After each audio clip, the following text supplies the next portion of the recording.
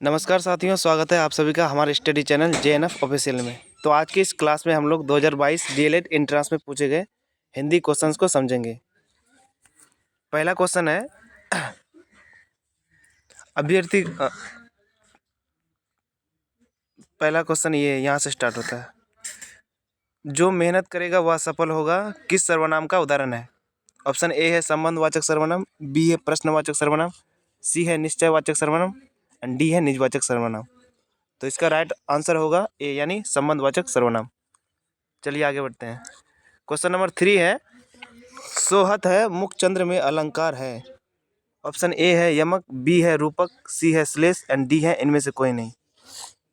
तो इसका right answer होगा बी यानी रूपक। सोहत है मुखचंद्र में अलंकार कौन सा है? रूपक।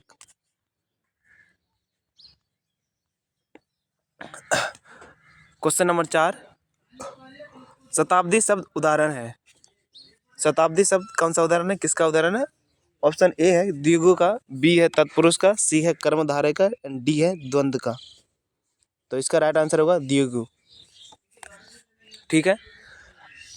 प्रश्न 5 है थके नयन रघुपति छवि देखे पल कहीं पड़ी हरे निमिषे पंक्ति किस रस का उदाहरण है? तो इसका राइट आंसर होगा बी यानी श्रृंगार रस।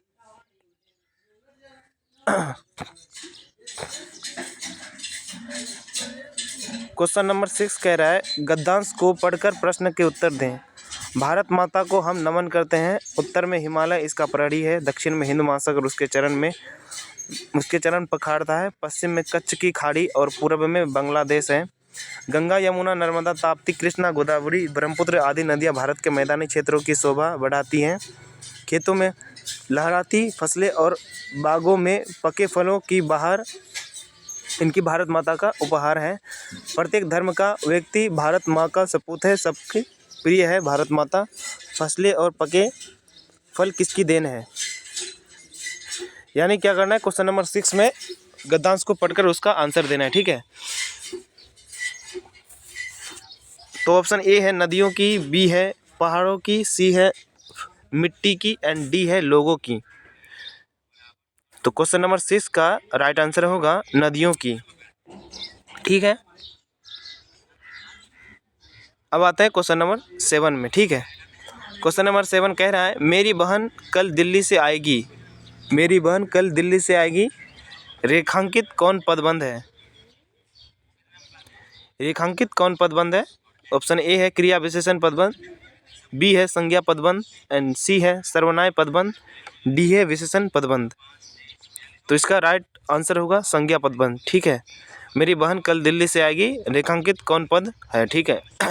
तो ये ऑप्शन बी इसका करेक्ट आंसर होगा क्वेश्चन नंबर 7 का। चलिए आगे बढ़ते हैं। क्वेश्चन नंबर 8 है जीवन को चंचल सरिता में फेंकी मैंने मन की जाली में कौन सा अलंकार है? क्वेश्चन नंबर 8 कह रहा है जीवन को चंचल सरिता में फेंकी मैंने मन की जाली में कौन सा अलंकार है? ऑप्शन ए है भ्रांतिमान अलंकार, बी है विभावना अलंकार, सी है रूपक अलंकार, डी है यमक अलंकार। तो इसका राइट आंसर होगा सी यानी रूपक अलंकार। जीवन को चंचल सरिता में फेंकी मैंने मन की जाली में, ये रूपक अलंकार इसका राइट आंसर होगा।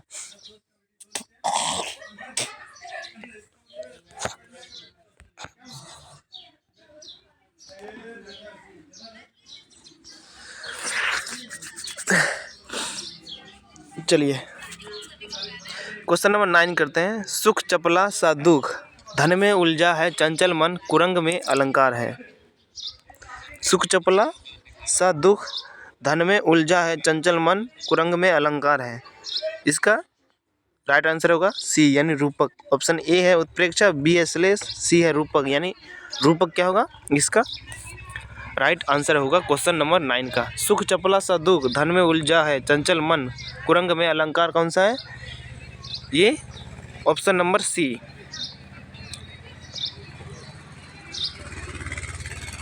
क्वेश्चन नंबर 10 कह रहा है गड़े मुर्दे उखाड़ना मुहावरा का सही अर्थ क्या होगा? यानी बीती हुई बातों को क्या करना? उखाड़ना। ये किस मुहावरा का अर्थ होगा? ऑप्शन ए है मुर्दा दफनाना, ऑप्शन बी है भूत से डरना, सी है बात छिपाना, डी है दबी हुई बात फिर से उभारना। तो इसका राइट आंसर डी होगा, यानी गड़े मुर्दे उखाड़ना का अर्थ ये होता है कि दबी हुई बातों को क्या करना, फिर से उभारना। चलिए क्वेश्चन नंबर 11 करते हैं। क्वेश्चन नंबर 11 है, दोनों आंखों के अंधे व्यक्ति को देखकर अमित ने कहा, दोनों आंखों के अंधे व्यक्ति को देखकर अमित ने क्या कहा, देखो दिव्य दृष्टि संपन्न व्यक्ति आ रहा है, इस कथन में है। क्वेश्चन नंबर 11 क्या है, दोनों आंखों के अंधे व्यक्ति को देखकर अमित ने कहा, देखो दिव्य दृष्टि संपन्न व्यक्ति आ रहा है, इस कथन में है। क्वेश्चन ऑप्शन ए है अविद्या शब्द शक्ति, बी है व्यंजना शब्द शक्ति, सी है लक्षणा शब्द शक्ति एंड डी है कोई भी नहीं। तो इसका राइट आंसर बी होगा, यानी व्यंजना शब्द शक्ति।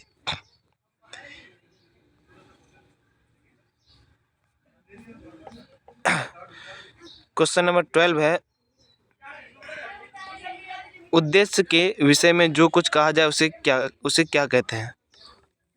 तो हम लोगों ने हिंदी ग्रामर में पढ़ा है, उद्देश्य के विषय में जो कुछ कहा जाता है उसे क्या कहते हैं, विधेय, यानी ऑप्शन नंबर डी इसका राइट आंसर होगा। ना तो विशेषण होगा, ना ही प्रत्यय होगा, ना ही उपसर्ग होगा। ठीक है,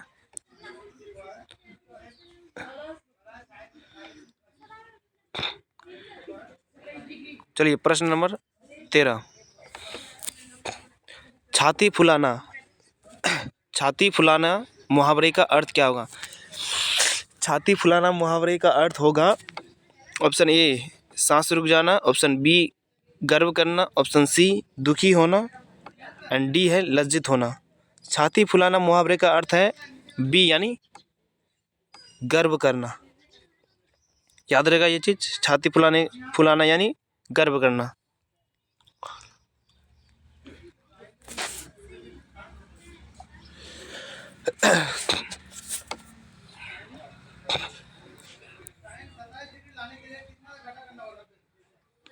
क्वेश्चन नंबर 14 है, किसी वर्णिक छंद के प्रत्येक चरण में तगन भगन और दो गुरु के क्रम में वर्ण होते हैं।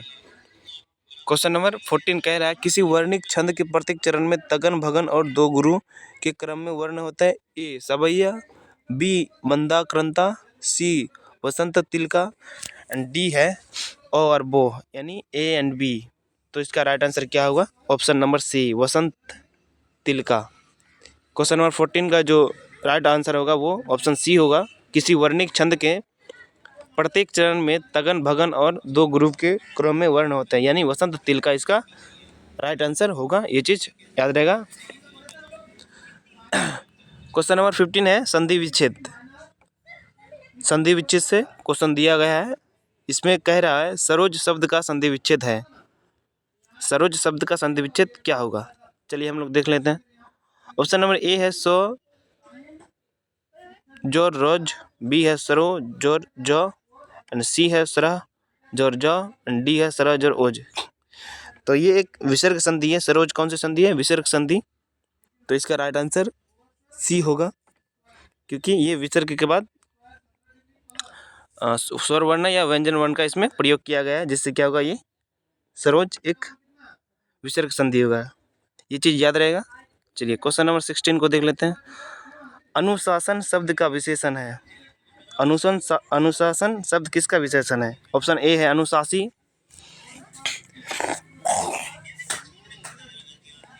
बी है अनुशासित, सी है अनुशंसित, ये तो दूर से ही लग रहा है कि गलत होगा, डी है अनुशासित। क्वेश्चन नंबर 16 है, अनुशासन शब्द का विशेषण क्या है। तो इसका राइट आंसर होगा option B is the right answer of question number 16। अनुशासन शब्द का विशेषण है अनुशासित। ठीक है, ये चीज़ याद रहेगा। क्वेश्चन नंबर 17 है, जलज। जलज शब्द में समास छाटिए। जलज शब्द में क्या करना है, समास छाटना है। तो ऑप्शन ए है अवयवी भाव समास, बी है कर्मधारय समास, ऑप्शन सी है तत्पुरुष समास, डी है बहुव्रीहि समास। क्वेश्चन नंबर 17 का जलज शब्द में समास छाटना है। तो जलज एक अलग मीनिंग देगा। जलज का मतलब क्या होता है, कमल। तो ये इसका एक अलग मीनिंग होता है, और समास में जो अलग मीनिंग दे उसको क्या कहते हैं, बहुब्रीहि समास। जैसे वीणा पानी एक शब्द है और उसका भी एक अलग अर्थ होता है। जैसे वीणा पानी को हम लोग सरस्वती माँ का नाम है, सेम उसी प्रकार जलज शब्द क्या है, एक बहुब्रीहि समास है और इसका एक अर्थ होता है कमल फूल। चलिए क्वेश्चन नंबर 18 को करते हैं। 18, वह पैदल नहीं सकता। वह पैदल नहीं सकता वाक्य में कौन सा वाच्य है। क्वेश्चन नंबर 18 कह रहा है वह पैदल नहीं सकता वाक्य में कौन सा वाच्य है। ऑप्शन ए है भाववाच्य, बी है कर्मवाच्य, सी है क्रियावाच्य, डी है कर्तृवाच्य। तो ए भी इसका रॉन्ग है, बी भी रॉन्ग है, सी भी रॉन्ग है। तो इसका राइट आंसर होगा डी यानी कर्तृवाच्य किसका है, क्वेश्चन नंबर 18 का राइट आंसर। वह पैदल नहीं सकता वाक्य में कौन सा वाच्य है, कर्तृवाच्य। ठीक है, ये चीज़ याद रहेगा। क्वेश्चन नंबर 19 है, निम्नलिखित में कौन सा वाक्य शुद्ध है। इसमें देखना है क्या है, कौन सा वाक्य जो है क्या शुद्ध है। इसमें 4 ऑप्शंस दिए गए हैं, इसमें चारों में एक सही है। चलिए देखते हैं निम्नलिखित में कौन सा वाक्य शुद्ध है। ऑप्शन ए है राधा को लड़का हुआ, बी है नदी बह रही है, सी है आपका दर्शन हुआ, डी है तब शायद वह अवश्य आएगा। निम्नलिखित में कौन सा वाक्य शुद्ध है। इसका जो है राइट आंसर होगा ए यानी राधा को क्या हुआ, लड़का हुआ, एक शुद्ध वाक्य है। ठीक है, और ये बी जो है गलत है, नदी बह रही है। सी भी आपका दर्शन हुआ, ये भी गलत है, सी में होगा आपके दर्शन हुए। डी है तब शायद वह अवश्य आएगा, ये भी क्या है रॉन्ग ऑप्शन है। तो इसका राइट आंसर होगा ए यानी राधा को लड़का हुआ। ठीक है,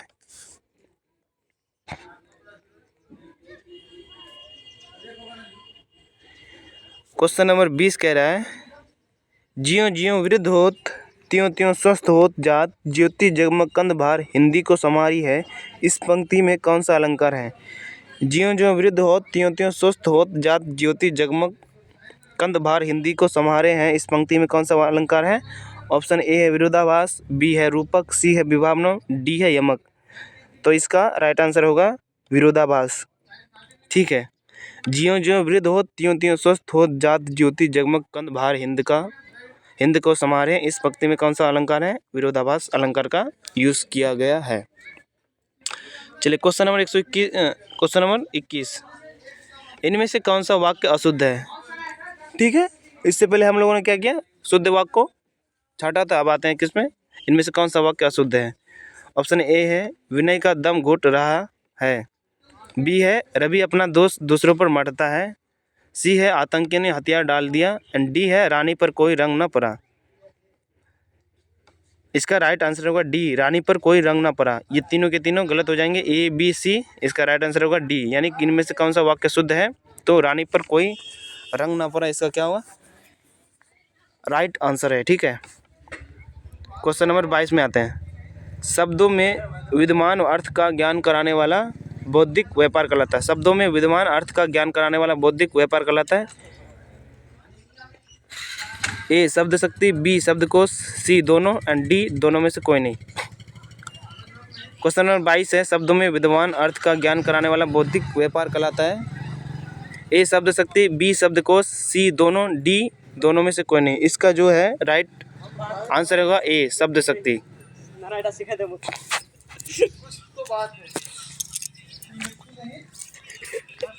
क्वेश्चन नंबर 23 है संलाप का संधि विच्छेद करें। क्वेश्चन नंबर 23 है संलाप का क्या करें, संधि विच्छेद करें। तो संधि विच्छेद का क्वेश्चन हम लोगों ने पूर्व में किया, पहले भी किया। तो अब ये क्वेश्चन नंबर 23 भी है। ठीक है, ये भी संधि विच्छेद का है और ये इंपॉर्टेंट क्वेश्चन है, इसको क्या करना है, दिमाग में रखना है। संलाप का संधि विच्छेद करें। ए है सत्य जोड़ लाभ, बी है सह विसर्ग जोड़ लाभ, सी है समजोड़ लाभ, डी सतजोड़ अलाप। तो संलाप का संधि विच्छेद जो राइट आंसर होगा वो सी होगा, समजोड़ लाभ। क्वेश्चन नंबर 24 को देख लेते हैं। क्वेश्चन नंबर 24 कह रहा है जाके जस प्रताप के आगे शशि मलिन रवि शीतल लब। उक्त पंक्ति में कौन सा अलंकार है। जाके जस प्रताप के आगे शशि मलिन रवि शीतल लब, उक्त पंक्ति में कौन सा अलंकार है। Option A.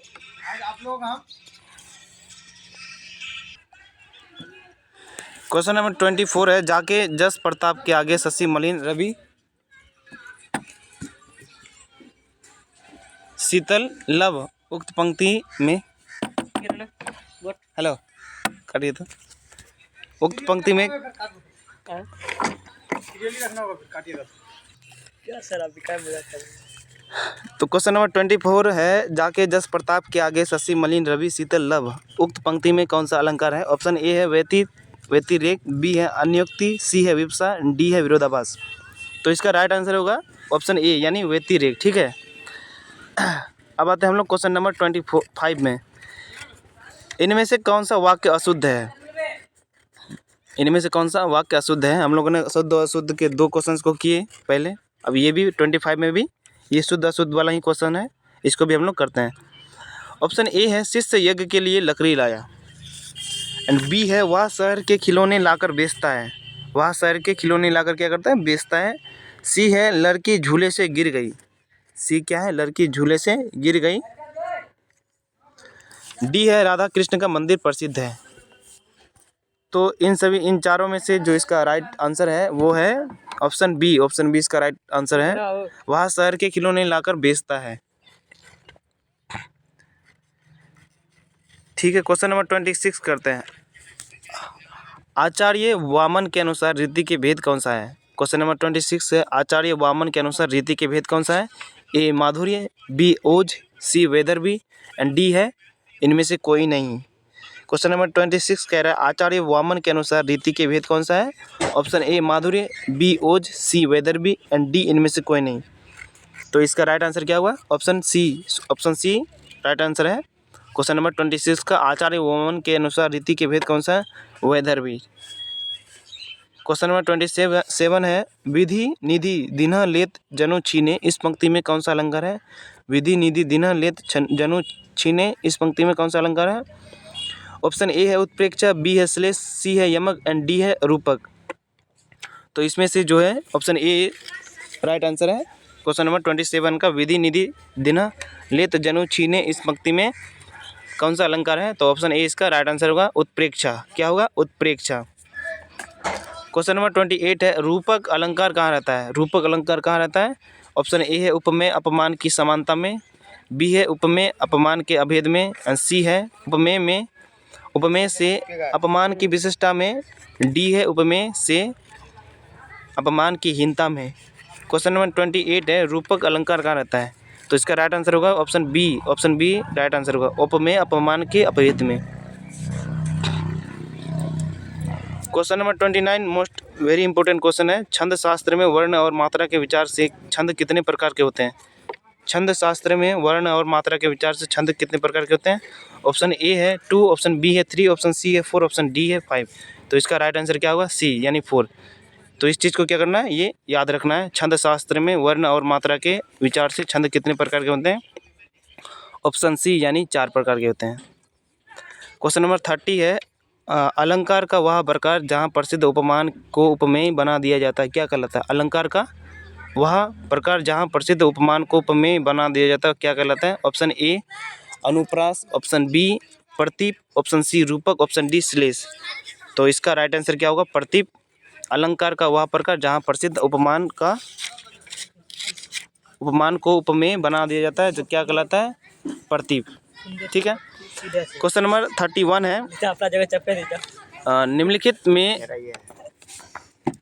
बोलिएगा मत, सुनिए ना, काटेंगे कैसे अपने से? तो 29 नंबर हम लोगों ने कंप्लीट कर लिया। छंद शास्त्र में वर्ण और मात्रा के विचार से छंद कितने प्रकार के होते हैं? तो इसका राइट आंसर सी यानी 4 है। ठीक है,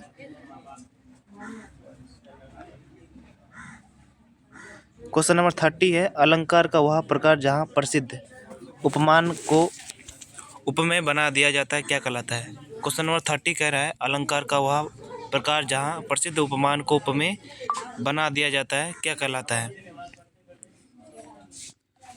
ऑप्शन ए है अनुप्रास, बी है प्रतीप, सी है रूपक, एंड डी है श्लेष। तो इसका राइट आंसर हो जाएगा बी यानी प्रतीप। क्वेश्चन नंबर 31, निम्नलिखित में कौन सा वाक्य शुद्ध है? निम्नलिखित में कौन सा वाक्य शुद्ध है? ऑप्शन ए है पिता का उत्तरदायित्व पुत्र पर होता है। बी है मैंने श्रीमती शांति जी से वार्ता की। मैंने श्रीमती शांति जी से वार्ता की। ऑप्शन सी है अज्ञे जी ने अपनी कविता स्वयं आप पढ़कर सुनाई। ऑप्शन सी अज्ञे जी ने अपनी कविता स्वयं आप पढ़कर सुनाई। डी है तब शायद वह अवश्य आएगा। तो इसका राइट आंसर होगा ऑप्शन ए। ऑप्शन ए पिता का उत्तरदायित्व पुत्र पर होता है। ठीक है, तो हम लोगों ने इस तरह से हिंदी के सीरीज़ को कंप्लीट किया। अब इसमें देख लेते हैं जो भी इम्पोर्टेंट क्वेश्चन है उसको और एक बार रिपीट कर लेते हैं। कौन कौन से ऐसे क्वेश्चन है जो कॉम्पिटिटिव एग्जाम्स में आते रहते हैं।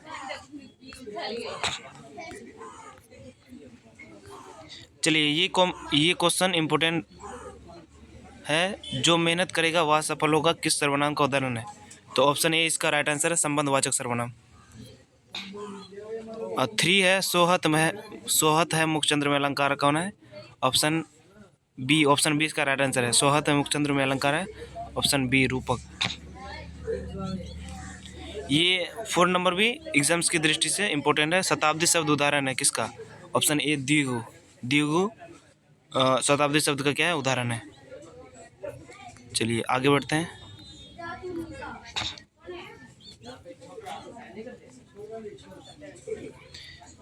गरे मुर्दे उखाड़ना मुहावरा का सही अर्थ क्या है? डी दबी हुई बात फिर से उभारना। और क्वेश्चन नंबर 12 ये भी इम्पोर्टेंट क्वेश्चन है। उद्देश्य के विषय में जो कुछ कहा जाए उसे कहते हैं विधेय। ऑप्शन डी इसका राइट आंसर है। क्वेश्चन नंबर 13 है छाती फुलाना मुहावरे का अर्थ क्या होगा? छाती फुलाना मुहावरे का अर्थ होगा ऑप्शन बी यानी गर्व करना। और क्वेश्चन नंबर 15 है सरोज शब्द का संधि विच्छेद क्या है? सरोज शब्द का संधि विच्छेद है ये विसर्ग संधि है, ये सरह जो हो जाएगा। ठीक है। अनुशासन शब्द का विशेषण है अनुशासित। इसका राइट आंसर ऑप्शन बी होगा। अनुशासन शब्द का विशेषण कौन है? अनुशासित। जलज शब्द में समास छाटिए। जलज शब्द में समास कौन है? ये ऑप्शन डी बहुब्री। यानी जलज एक नया मीनिंग देगा और एक अलग मीनिंग देगा। जलज यानी जिसे जो जल में जन्म लेता है, यानी कमल फूल को क्या बोलते हैं? जलज। क्वेश्चन नंबर 19 भी ये इंपॉर्टेंट क्वेश्चन है। निम्नलिखित में कौन सा वाक्य शुद्ध है? ये ऑप्शन ये जो इसका राइट आंसर है राधा को लड़का हुआ। राधा को लड़का हुआ क्या है? एक वाक्य, ये वाक्य शुद्ध है। और ये इनमें से कौन सा वाक्य अशुद्ध है? क्वेश्चन नंबर 21 है इनमें से कौन सा वाक्य अशुद्ध है? ऑप्शन डी इसका, यानी रानी पर कोई रंग न पड़ा। क्वेश्चन नंबर 23 ये भी इम्पोर्टेंट क्वेश्चन है। संलाप का संधि विच्छेद करें। ऑप्शन सी यानी समझो लाभ। संलाप का संधि विच्छेद क्या होगा? समझो लाभ।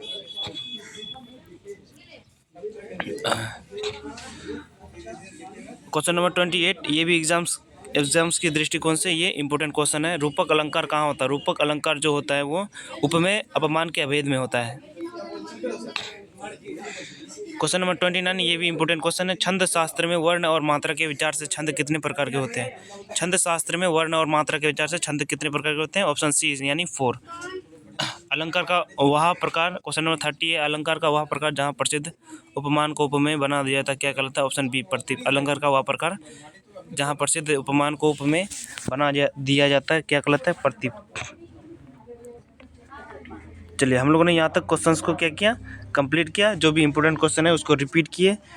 यदि चैनल में आप पहली बार हैं तो चैनल को सब्सक्राइब करना ना भूलें और ये वीडियो अधिक से अधिक लोगों तक शेयर करें जिससे कि हमें उत्साह मिलेगी। तो आज की क्लास को हम लोग यहीं समाप्त करते हैं। इसके बाद हम लोग साइंस के क्वेश्चंस को लेकर आएंगे जिसमें से 25 क्वेश्चन रहेंगे और उसको सॉल्व करेंगे। ठीक है, धन्यवाद।